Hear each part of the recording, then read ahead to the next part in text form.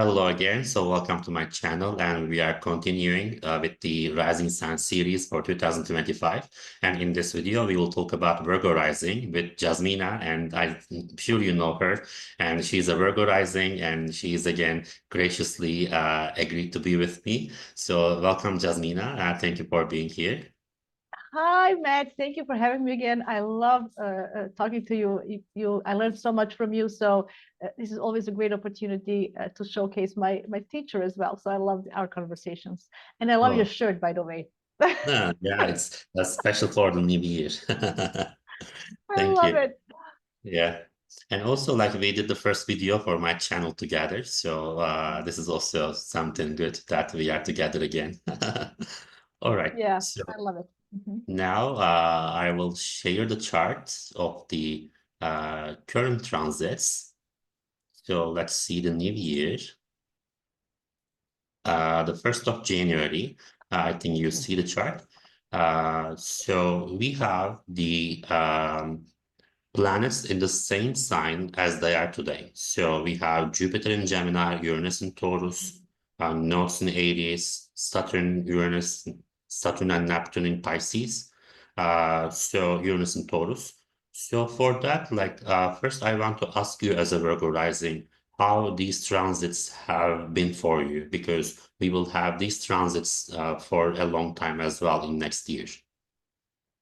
Yes, thank you for asking. And I have my glasses on because Neptune is literally, around my ascendant, opposing my ascendant. So my physical, appearance, how when Neptune touches something, it always dissolves. So my eyesight dissolved. So I had to have these glasses now.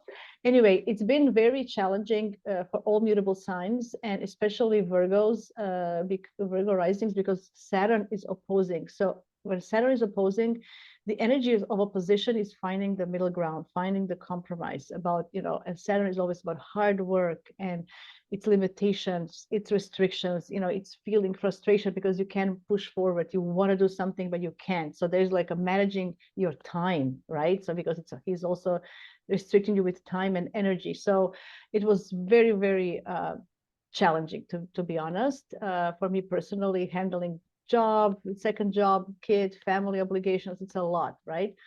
And I can't wait for this Saturn to move into Aries once and for good, because it's also about you need to find compromise with your partners, because it's in the seventh house. It's about your clients. There's some restrictions. There's a bunch of stuff not working as you wish. There's no flow. There's like kind of a challenge. It's also an opportunity to master something. I want to spin it in a positive way. So it gave me some kind of discipline and focus to work on one-on-one relationships as well, and to make them maybe better, the ones that I want to keep. And Neptune, of course, with Neptune, you never know. There's no clarity. There's no clear picture. You kind of, where am I supposed to go? What am I supposed to do? Always questioning. You're not having this clarity. The positive side of this was Jupiter in Gemini. It gives you some kind of confidence and boost of optimism regarding your career and how people see you. And I have to say that I have experienced very good reviews from my manager at work and stuff like that. So it's and great feedback from people even in the astrology world that I work with and collaborate. So it's been something positive, I can't say, but there's behind all of that is a lot of frustration, hard work. Exactly. Yeah. And I think Uranus and Taurus as well, like got you pretty open-minded in the ninth house. So that might have challenged the beliefs and worldview and, let's say, optimism in a way. So how has that been since 2018? Yes, I tried to spin that Uranus in the ninth house for studies. So as you know, I put myself in a lot of astrology studies, expanding my mind, and actually finding new ways to approach what do I believe in. Questioning some things that I brought from my childhood. As you know, Virgo risings have this Sagittarius fourth house, so there's a lot of belief system coming from your childhood that you are bringing into the world, that you kind of want to change. So this Uranus in the ninth house did shook up some things. I finally was able to get free from those belief systems and say, no, I have my own belief system, which is astrology. If it's even a belief system, it's not even a belief system. It's a ancient magical tool of language of stars. But in a way, it is controversial. So it wasn't easy but I think it was also very awakening for me. I really focused myself into astrology since 20 years for sure. Exactly. Like you do amazing. That's for sure. And also, I'm curious about Pluto in Aquarius. How do you see it for Virgo risings in the sixth house? So sixth house is your natural house. It's the house of health, routine. So it is pretty important to you. So what do you think about Pluto? Yeah, so Pluto, of course, he's going to be there for 20 years. Not all 20 years is going to be challenging, but you know, the ninth house is the sixth house is a problem because it's the house that we don't see, right? So that's why the sixth and the eighth are and 12th are challenging because in ancient astrology we don't see them from the first house. So that's why there's no connections with it. So it's kind of always you need some kind of adjustments. So with Pluto in Aquarius, I would, because Virgo risings do have a tendency to think about their health and their routines. It's their house. It's their sixth house anyway, right? So it's the house of how you spend your day. What do you do first thing in the morning? What do you do last before you go to bed? How you're doing what you're doing during the day? What are your rituals, your habits? So Pluto, in a positive way, can really transform our daily habits. It's a great opportunity to get rid of some old bad habits that we have and transform ourselves in a new way. Because it's in Aquarius, I would also suggest to explore holistic approach or alternative approach of health and to diet as well. So that would be the positive way. In a negative way, really take care of your health. Make sure that you think of your body as your temple and work in that way, right? So you need to take care of it. Exactly. The unity of body and mind will be pretty important here. So with Pluto six stars. Okay. So now we have evaluated the current transits, and the first change will happen on the 13th of January, like in the first days of January, and the North Node will move into Pisces, your seventh house. So, and when the North Node moves into Pisces, it will also meet Uranus and Neptune and Saturn. So for that, like I think it will be about some type of clarity with the North Node because North Node is kind of positive. So you mentioned that you went through some challenges in the themes of the seventh house, and with the North Node, I think in the mutable Pisces there will be some clarity. So okay, this is the direction, or this is the kind of let's say attitude that you need to have towards the difficulties. So what do you think about it, North Node in the seventh house? Yeah, it's a good point, Matt, because I feel with this, Saturn was already there for a long time working on it. So I think the North Node will just crystallize. If you put the hard work, if you embraced Saturn in the last couple of years, I think the North Node will kind of just push in that direction and give you, as you mentioned, some understanding where we're going, even with Neptune. And whoever is in the spiritual world, they're doing some spiritual practices. All these Virgo risings are going to have I think it's going to be amazing for him to have the North Node with this. I think it's going to be kind of giving understanding what this spiritual work is all about, and what does that mean to them? Like, what does it mean to us? To me, what does it mean to me? How they want to go forward? And I think it's a very positive thing. Yeah, definitely. And also, like many people will ask about it, seventh house is also about relationships, marriage. So that can also reflect on relationships, partnerships in a kind of ideal and positive way. So for that, there will be some type of clarity, I believe, with the North Node. Okay, so then eclipses is something else that is in detail, but let's talk about briefly about eclipses. So South Node will be in the first house, North Node will be in the seventh house. So what can you expect from eclipses in Virgo and Pisces in general? yeah, in general, it's going to be again. I think that the for Virgo risings is going to be very similar to what we experienced with Aries and Libra, just because it's going to be about you. I mean, me versus them. So it's going to be again emphasis of maybe embracing the others in your life, maybe not be so critical of them, because Virgo risings can be very critical, very perfection oriented. So maybe it's time to let go of some of those things and go more with the flow, let go of the control and go more with the flow, especially regarding your partners, clients, all one-on-one relationships. Like listen more, I would say. I think it's going to Exactly. be all about that. Yeah. Yeah, maybe more empathy and listening more. So you touch on something really important rather than controlling or managing, maybe. So empathy and listening more will be the theme. Okay, so I think that will be pretty interesting to have eclipses in the first Mhm. and seventh houses. Of course, we will talk about these things when the time comes.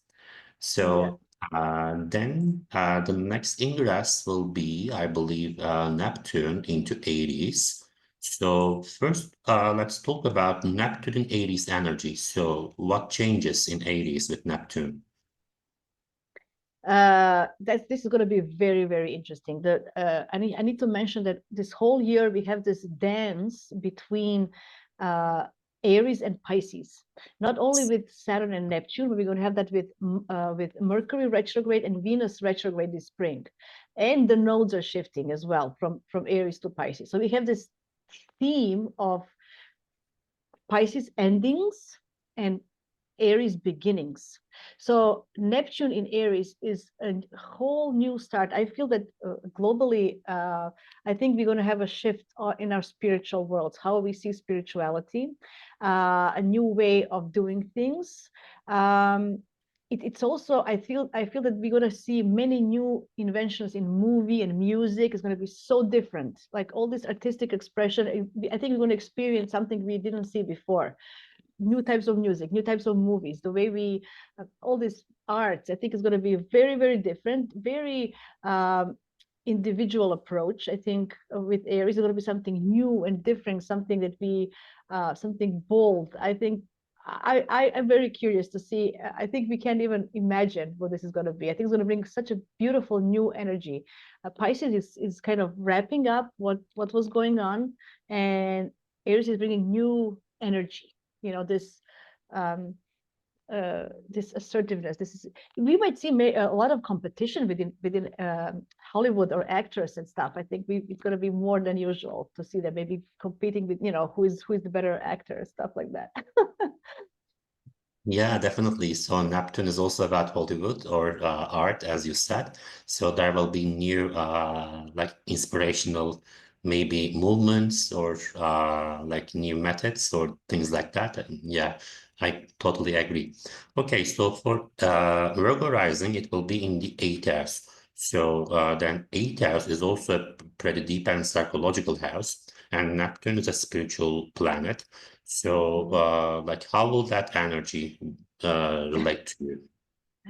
I was just first thing that came up to my mind, which is you're gonna think I'm crazy, but it's a tantric sex. I think more and more Virgo risings are gonna combine their physical sexual energy, which is Aries. It's a very sexual energy. But then maybe combine it with spiritual. So maybe literally tantric sex. I don't know. This is something that came up to my mind. Um, uh, it might dissolve some situations. Maybe your approach to death and to endings and crisis and trauma will be softened by this Neptune in Aries. Maybe you're going to find a way and solution to some thinkings and issues that you maybe experience in that sense. What do you think? Yeah, for me as well, like it can be more, let's say, uh, intuitive approach, or it can be more Mm, like going beyond boundaries. So beyond the boundaries of your psychology, of your blockages, and being kind of more motivated and bold. So 8th house is also the house of Scorpio, motivation, action, strategy. Mhm. So for that, it can be about discovering your inner motivation. So what makes you full up. So you are right, like it can be related to sexuality. So in sexuality, Virgo risings might want to go beyond the casual like definition of sex, or might want to experience more. And it can also be about, let's say, occult related things, or like energy healing, or this type of stuff that shakes your body up in a way. So like, yeah, the body will be the center here at the same time. I Then, like it. yeah, Like esoteric practices or shamanic rituals or something going something different to use this energy. I agree. Yeah. yeah. And yeah, it can be pretty intuitive in the 8th house. And then it can also be about some acceptance. So, 8th house is the house of crisis. Neptune is spiritual. So, okay, whatever happens, have a reason. So, like, there might be this type of approach as well with Neptune in the 8th house. So that will be pretty interesting, I believe. Okay. So, Neptune in Aries, like they will also have sextile to Pluto and Uranus. So that can be about some empowerment, maybe some more idealism, some strength.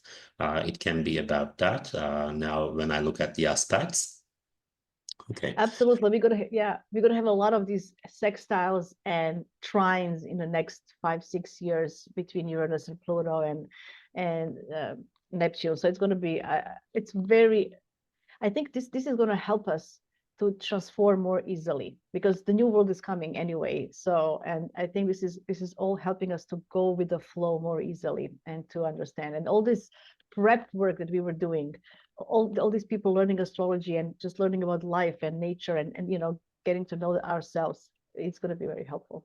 Lovely Yeah, aspects. I'm very excited about this change. yeah, me Definitely. too. And not later, Saturn will also join Neptune. So that will be like in April, May. Yeah, that will be in Lovely. May, late May. So Saturn, Neptune, Aries energy. So like you know me, like I like Saturn and Neptune together because like Neptune is like diffusing, Saturn is concrete. So Saturn kind of holds Neptune together. So then that will be in the 8th house. So Saturn might offer some guidance actually positively. So yeah, what do you think about that? I love it. It's Neptune is like a water, and then Saturn is the cup or the glass that contains that water, right? So you still have this flow of energy. You can still do your Neptunian stuff, but in a more controlled way, as you mentioned. In Aries, I mean, Saturn in Aries is not an easy placement as Yeah, well, just like it wasn't in Pisces, and um, it's a lot of it's going to be a lot of frustration regarding also our physical energy here, right? So it's going to be like, we can't do what we want, or feeling like you have the willpower, but there's something, stopping you. There's a lot of feeling like that. But the opportunity is to, because Aries energy is very impulsive, it can be very, impatient, right? So I think this will help us. Saturn will help us to actually more focus more and to think before we act. And combining with Neptune, it can give us really beautiful to use the best out of Neptune, right? To use the best, not just to go all around, because Neptune can go around with this physical energy in Aries. It can go, So I really like this combination, just like you, really good. I think it's going to focus yeah, to choose that's the good. best of us, the best of us. Yeah. Definitely. And now getting back to sex that you mentioned. So, like that I get feedbacks from my clients who had Saturn 8 as transit. So they also tell me that like they had some decrease in sexual drive, Saturn 8 as. So, but with Neptune is also there. So I think it will also be about looking for more in sex, looking for more let's say, not like structure, but it's like looking for more intimacy in sex, or looking for reality, looking for groundedness in sexual life too. So can be about Yeah, that. yeah, and you know what? It's not about, it's not going to be about sexual, casual sex. It's about, as you mentioned, deep, intimate connection on a higher level. Connecting with your partner in a deep, profound way. Not just, oh, we had sex, bye bye. I think this is gonna change. I think it's gonna generally change for a lot of people. I think the way we look at sexuality with this, but especially for Virgo risings, they're really gonna combine spirituality or divinity with physical activity. I think it's going to be very prominent, and I'm actually looking forward to explore to see what is out there. I never did, so yeah, I Okay. think it is very good. Yeah, very good. Yeah, it can. One thing might be about that, and other than that, like eight house is also related to payments, debts, finances. Mm. So with Saturn there, I believe like you should kind of make sure that you have no debt to anywhere, to any governmental place or to anybody. So debts, banks might also be Yes. something that cause Yeah, problems. and not taking any new ones. Even if you have the ones, just don't take a new credit line. Like, don't take another mortgage. Don't take, just don't make more debts, for sure. I was going to mention,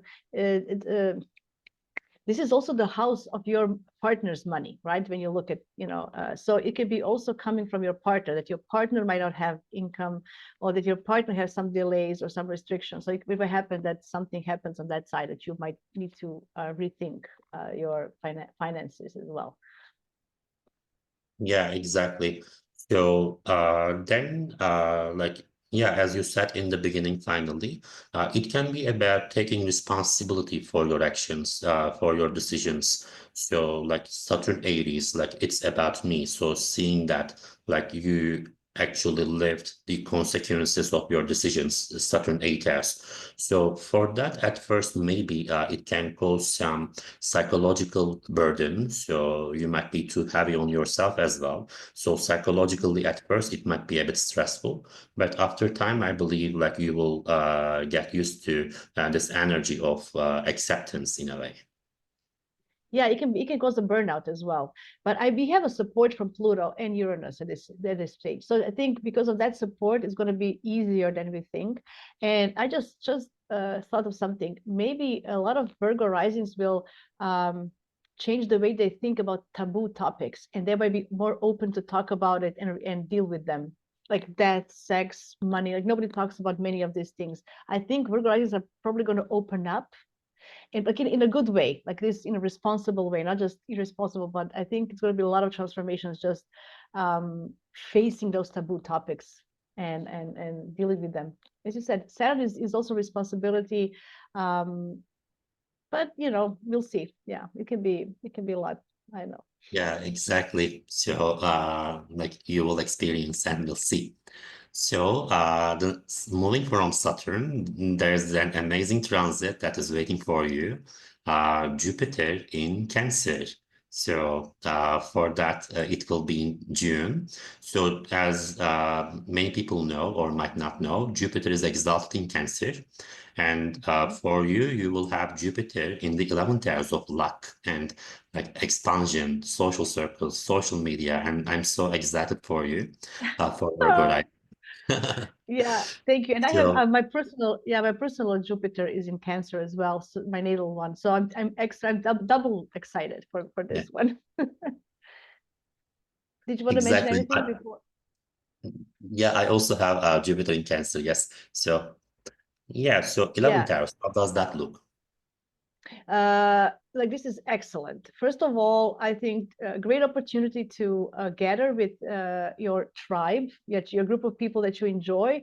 If you can physically, I think it would be very good if you can physically this time physically meet with them over some food, because it's in Cancer. So if you can have like some kind of gathering, with exchanging ideas and with a meal, I think that would be like a specific, very, very good thing. Overall, this is also about hopes and dreams about our future. So we might expand them. We might see, maybe we might get some kind of courage to reach out, network, socialize, with other people that can help us to get closer to our dreams and visions, right? So to our future wishes. So I think this is definitely lovely. I know there's going to be squares coming from Saturn and Neptune, so there's always going to be, don't overdo it. I think they're gonna. Yeah, I like Jupiter's Saturn square because I know it's hard, but it gives you because Jupiter can go all over the place and over the top, and then Saturn tells you, okay, stop.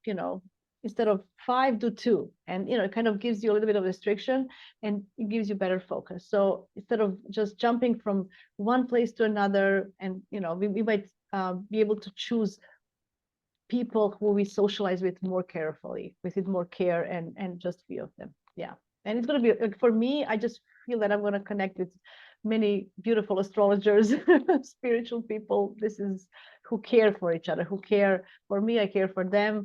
And we can do something together. There's Aries energy, make something happen. So I'm very excited personally. Yeah, perfect. So, yeah, you sum up really well.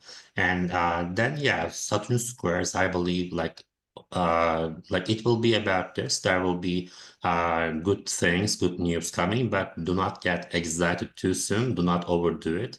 Like, do not eat the dessert first. First, eat the food.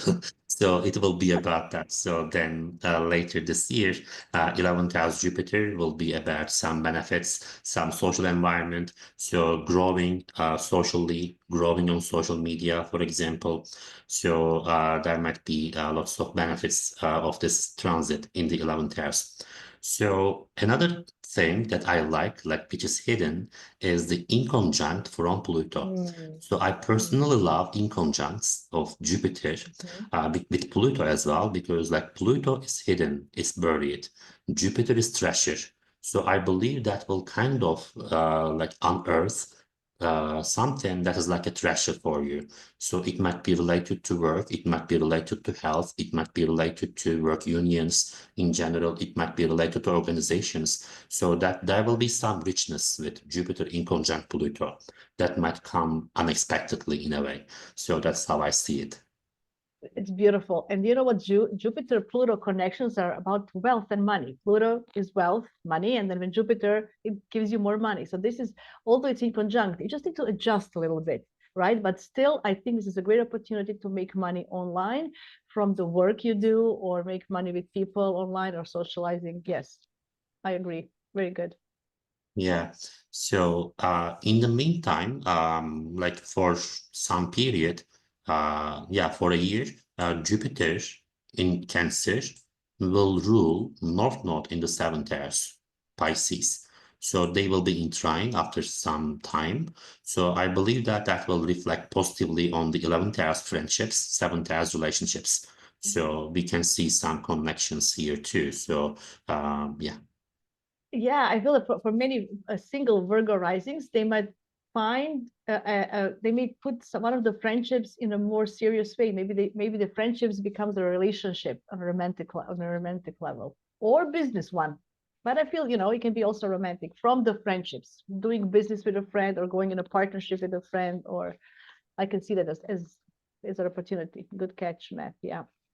Yeah, exactly. So I'm so excited for that Jupiter in Cancer. So we will Mm. see. Then the next like will be the long-awaited Uranus in Gemini. So uh, and you are like true Gemini, like you have like 10 planets in Gemini. I'm exaggerating almost. And it will be in your 10th house. So how will that change for you? I really personally, I hope that I'm going to be able to get free from my day work and just do astrology, hopefully sooner than later.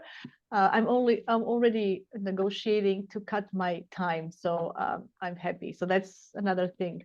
So this is going to be definitely change in the way we look. Maybe it's a good opportunity to do new branding, rebrand yourself, in a new innovative way, many new ideas. This is Gemini, Uranus. So think about innovative ideas, communication.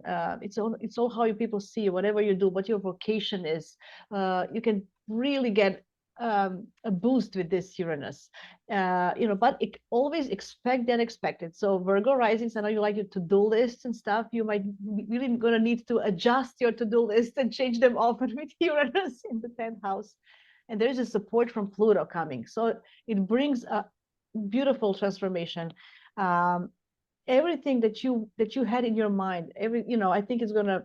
I'm so excited. Me personally, I have Moon and Mercury 2 degrees in Gemini. So maybe not this year, but next year, 2026 is going to be huge for me. So I'm very excited. But this is going to be like a good, because Uranus is going to go back to Taurus in a little bit back. So this is it's going to be like a prelude, or to see what is expected of this Uranus in the 10th house. How will this change the people see you, your reputation? What are you doing? What do you want to do with your life, your vocation? Where are you heading? Something new, different. It can be about transportation, communication, the way you do things. I don't know. It's with Uranus, you never know. It's very unexpected energy, but it's going to be really cool. I'm excited. Yeah, exactly. So like you will have new things in your life that you don't even think about now. So there will be lots of changes, like at work, in your social status, how you make use of your work, how you appear socially. So that will be like you will get the attention basically, like you will be seen as authentic overall. So with Uranus in the 10th house. And also, I want to add, like, this depends on your degree of Virgo rising. So Virgo ascendant, Uranus will square your ascendant. So that can also reflect on physical change, or how you change in how you present yourself. So it can be about like how you present yourself in your career work environment, or this can also manifest as like sudden, unexpected physical changes. So for Virgo rising, again, that will be about accepting the change, as you said, rather than controlling.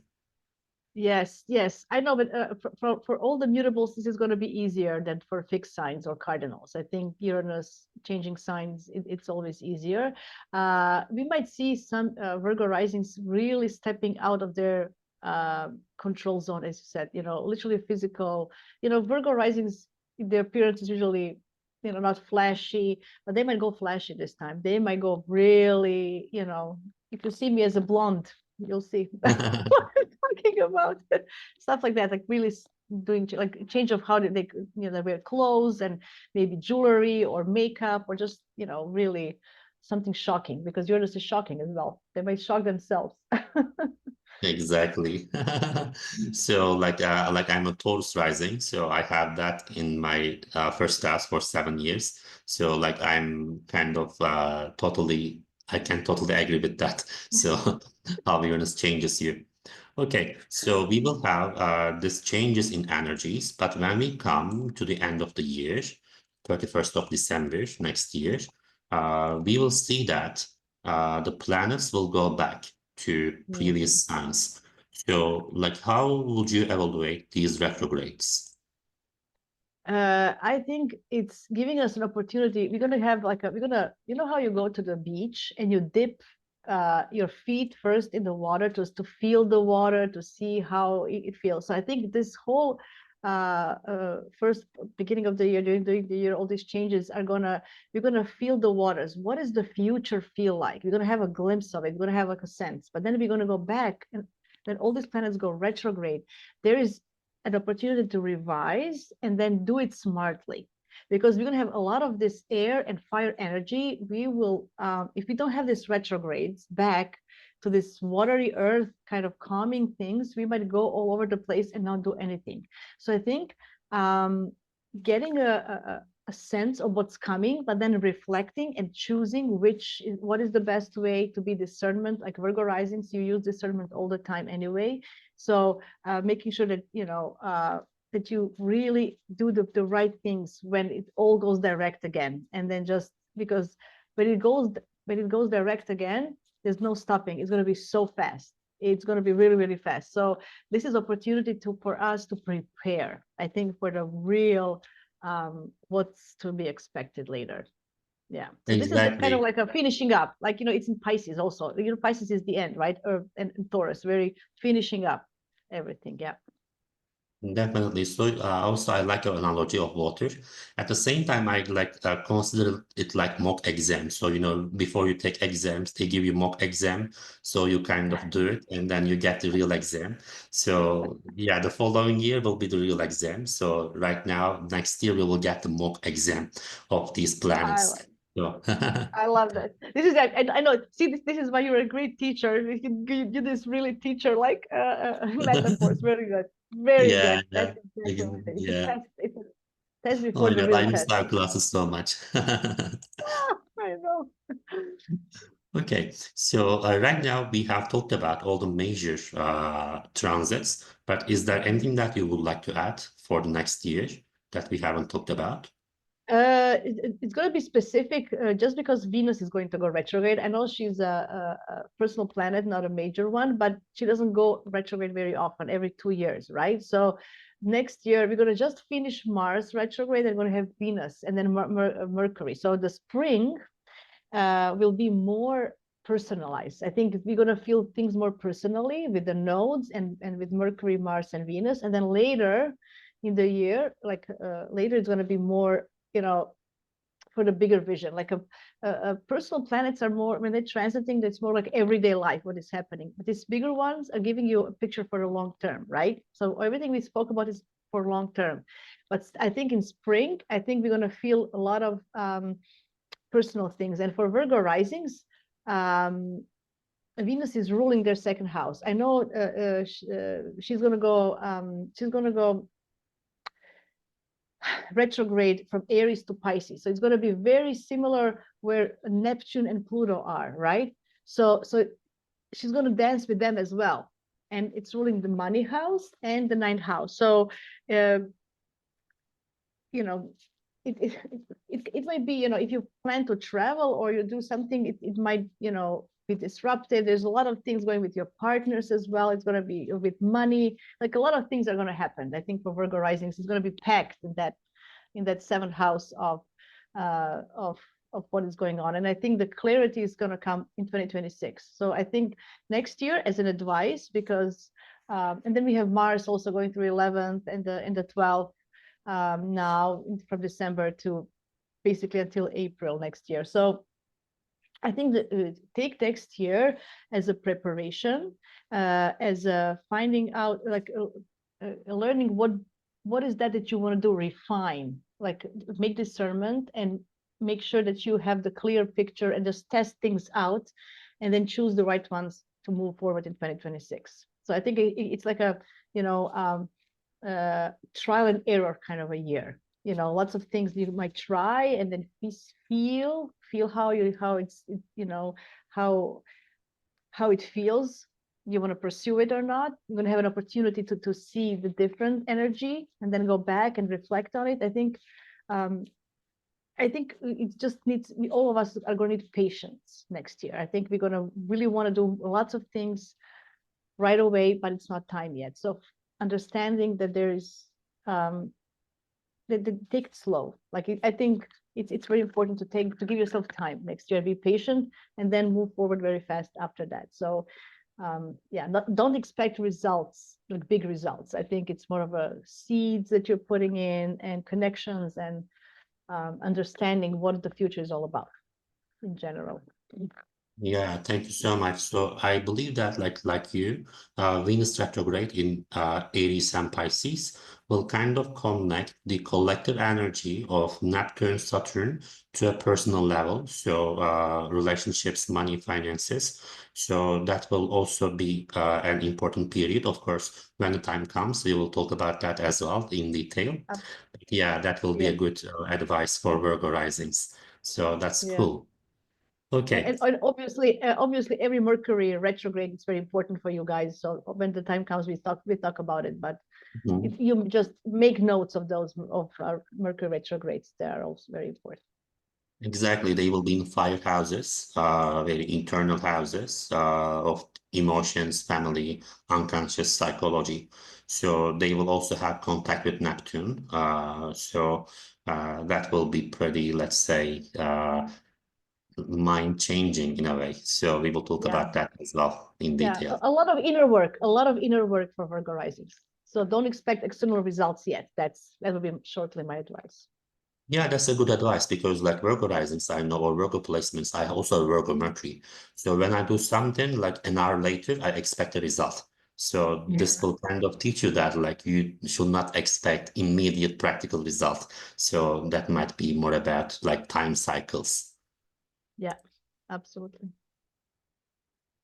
Okay, Jasmina, thank you so much. So it was such a pleasure to chat with you. I missed you so much, and I believe Ah, that I believe that people will benefit from this horoscope. So, any final comments and final words? thank you very much. I think I summarized it, you know, uh, just now. Thank you for having me. I'll always like to talk to you. This is privilege and an honor, and I love it. So, Virgo risings, you heard it here first. Just be patient. All is good. Don't worry. That's one thing. Just don't worry about the future. Don't worry. That's Yeah, it's gonna be hard with the lunar nodes, but it's a good opportunity to refine yourself. So thank you, Matt, once again. It was beautiful. welcome, and thank you so much. Okay, Virgo risings, keep us updated in the comments. And if you like the video, please comment, subscribe, and like the video. And your support means a lot to us. So see you next time. Take care and goodbye.